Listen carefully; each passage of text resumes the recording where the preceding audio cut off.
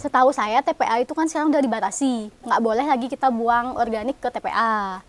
Memang sih saya sebenarnya bukannya nggak setuju dengan penutupan TPA. Di satu sisi saya juga merasa kok, aduh kok ribet banget, jadinya sampahnya nggak sering diambil atau apa.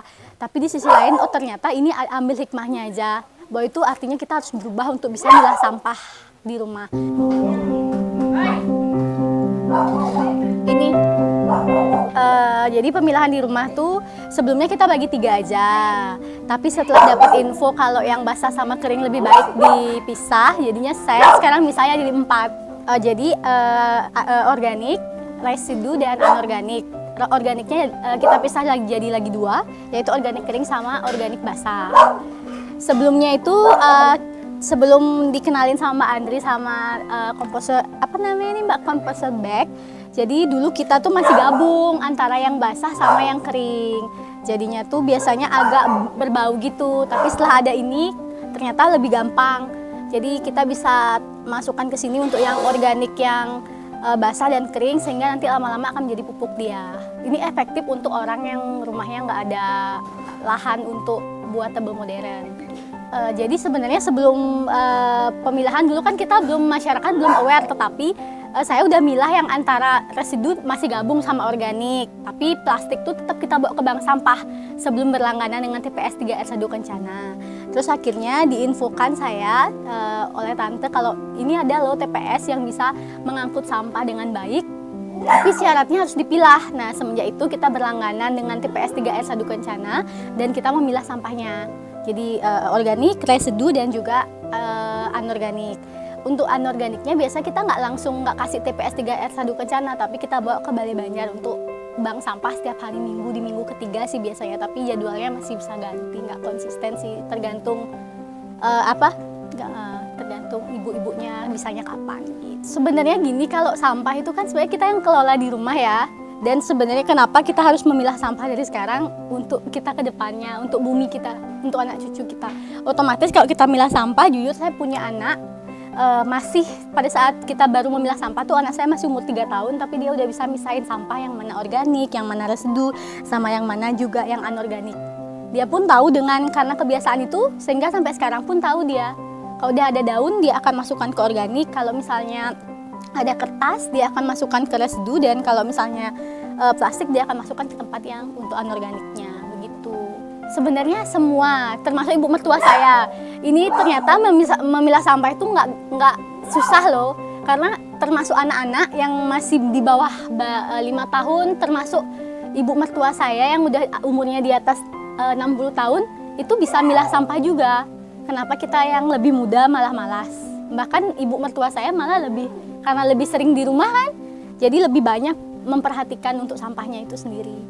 Dan sebenarnya kenapa juga saya ngedukung ini untuk dipilah, biar nggak dibakar Pak. Saya juga punya bayi sekarang banyak banget masyarakat, dikit-dikit sampahnya dibakar, dikit-dikit sampahnya dibakar, itu kan nggak bagus juga, sehingga kasus pneumonia itu meningkat juga. Sebelumnya tuh jadi udah dari lama ini ada ember, di sini tuh khusus banget untuk plastik-plastik, ini yang akan kita bawa ke bank sampah setiap kalau ada kegiatan di Balai Banjar, bank sampah diumumin, ini akan kita bawa ke bank sampah. Tentu saja sebelum kita bawa nggak langsung kayak gini, kita pilah lagi. Kita lepas tutup botolnya, terus dipilah. Kenapa begitu? Karena lebih gampang untuk bagian bank sampahnya. Gitu. Termasuk plastiknya ini juga kita buka. Jadi ini kan ada 3 komponen, ada plastik ini sama tutupnya. Jadi itu tuh kita pisah. Plastiknya, tutup botolnya sama ininya. Kita iniin terus kita bawa ya ke bank sampah di Balai Banjar biasanya. Terus yang ini untuk sampah-sampah plastik yang saya bilang, kenapa ini tidak saya bawa ke TPS 3R1 Kencana, karena di bank sampah lumayan loh, walaupun nilainya nggak banyak, tapi seterusnya lama-lama jadi banyak juga tabungannya. Saya sekarang kayaknya sampai Bu Mertua udah lumayan 300-400 ribu, saya lupa. Udah lumayan, itu bener-bener dari tahun baru ada bank sampah dimulai, itu udah kita konsisten sampai sekarang. Kita namanya orang Bali pasti ada upacara atau apa. Nah, otomatis aja sih mereka akan ngikutin. Kalaupun misalnya ada yang nggak paham dan mereka jadikan satu, setelah acara selesai kita yang bisa di rumah jadinya. Otomatis kan sampahnya kegabung tuh, kita pindah-pindah. Walaupun masih kayak ngomel juga ya, kayak aduh udah capek-capek malah digabung, ya udah kita pisahin aja lagi gitu. Oh, kalau yang residu kita bawa ke TPS 3R Sadu Kencana. Jadi kan udah ada jadwalnya nih. Sekarang kan kalau di sini per 1 Mei udah efektif, nggak boleh buang organik ke TPA. Jadi Sadu Kencana kan kita masih berlangganan di gang dengan Sadu Kencana. Jadi setiap jadwalnya tuh setiap Rabu dan Sabtu akan diambil residunya. Jadi kita akan bawa ke depan. Dan residunya itu juga kita pisah loh lagi. Saya kan punya bayi seperti yang saya bilang tadi.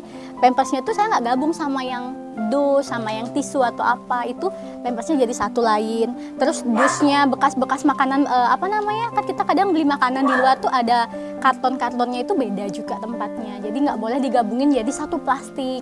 Kasihan yang milah, jadi kalaupun nanti ada pembalut dan pampers dijadikan plastik yang lain aja gitu. Jadi kita pisah juga lagi residunya gitu. Ya semua ikut sih, karena kan dari awal kita udah bilang misalnya kayak ke anak-anak, ke keponakan semua, oh ini sampahnya sekarang dipilah, nggak boleh lagi kayak gini. Kalaupun misalnya dia keliru, kita perbaiki, terus kita kasih tahu ini namanya residu, taruhnya di sini, ini organik, taruhnya di sini gitu. Otomatis kalau anak saya karena masih umur 3 tahun, dia nanya, mama ini kertas ya, ini di sini ya gitu. Dan kan udah ada kelihatan maksudnya ini tempat kertas, ini tempat organik, dia otomatis kalau dia mau buang sampah dia akan nanya kok dia nggak tahu jenis sampahnya. Kenapa ya, kan karena sedikit ya, kecuali udah numpuk banyak terus tiba-tiba baru kita ulang pilah mungkin lebih rumit ya. Kalau misalnya udah dari awal kita udah mengklasifikasikan jenis sampahnya kan nggak susah sih menurut saya.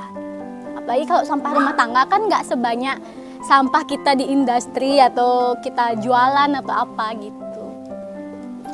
Ini ibu mertua saya sebenarnya yang emang daripada nggak berguna, jadi kayak sampah ini kan kasihan ya.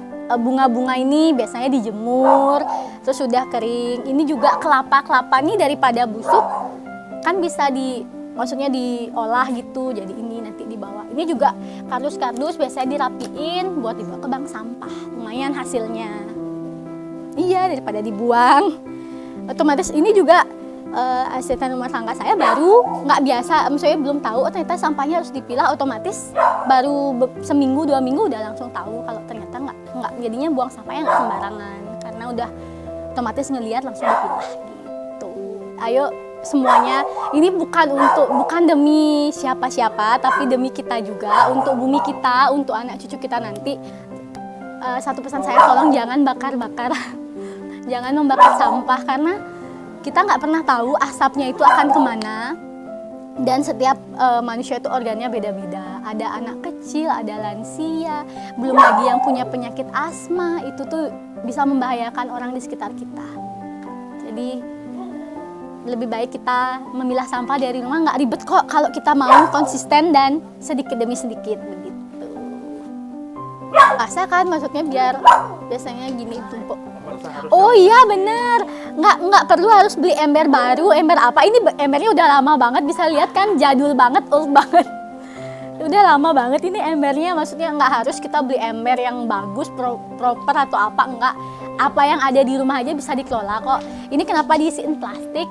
Maksudnya biar lebih gampang aja sih ininya. Kalau penuh atau buang bawa ke TPA-nya gitu, biar nggak berantakan.